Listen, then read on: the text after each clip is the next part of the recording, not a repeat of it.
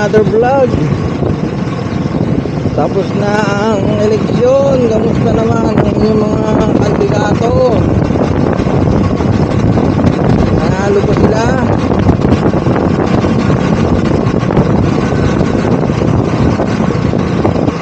Nanalo pa ang mga kandidato nyo, mga kurt? Kung nanalo man, sana nga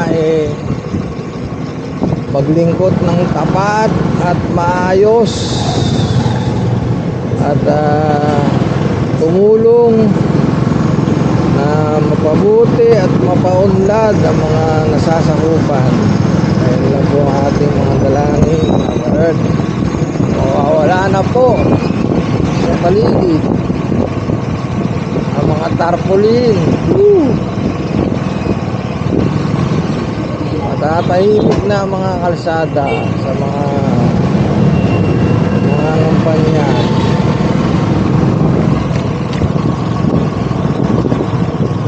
Bumababa yung camera ko. Dali, ayusin ko lang po. Bumababa, hindi pa nasilipan.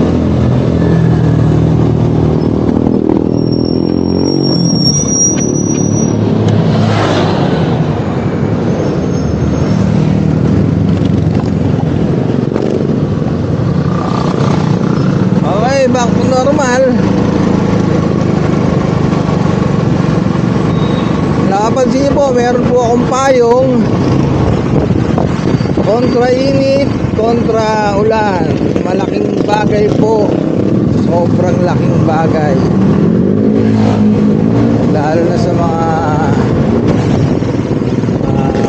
delivery boys na halos maghapon sa kalsada. Init na init sa panahon ngayon. Alam niyo ba na ang helmet, kung tinamaan ng araw nang matagal, init po niya, parang nagiging microwave na. So yung microwave siya, ang nagluluto yung nasa loob. Kaya ano ba nasa loob ng helmet?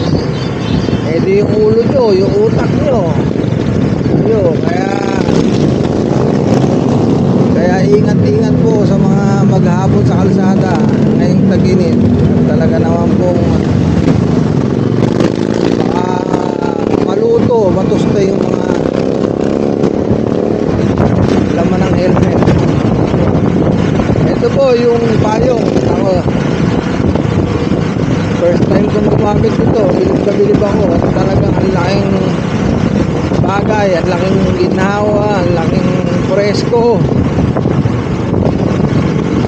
ang laban sa init. Ang una, takot din ako maglagay dahil yun nga, nakakapanibago, nakakailang, gano'n. Pero hindi pala, normal lang din, takbong normal lang din. Kaya lang nga, yung siguro sa nagiging umataw, baka hindi ko pa nasubukan umabot na 60. Baka pag mataas na po yung takbo nyo at kontra kayo sa hangin, hindi ang delikado kasi medyo apektado yung manibela.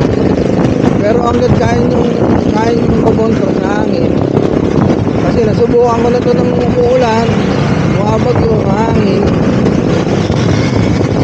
scary naman, hindi naman ganun kalakas. Kaya lang nga yung sa hataw na takbo yun, kaya dapat ano lang, chill lang na takbo. Pero malaking tulong po pag tag-ulan. Ang nababasa sa aking katawan, ano lang, sa binti lang, baba ng tuhod. Yun, hindi pa basang-basa, yung tinatamaan lang ng ulan yung lugar na yun, sa may binte, pababa hanggang sa paa, ayan. Pero pataas po, wala, tuyo po ako. Nakauwi ako ng bahay na tuyo kahit malakas ang ulan. Hindi ko nababasa yung katawan ko, yung ulo ko, lahat. Kaya maraming salamat sa naka-invento nitong payong sa motor. drive, kaliwat kanan, kuya. Woo! Back to work. Tapos na eleksyon. Yung mga nanalo, bigyan namin. Bigyan namin. Gusto nyo nang pagandahin at paayusin ang takbo ng gobyerno. Bigyan namin. Blow out.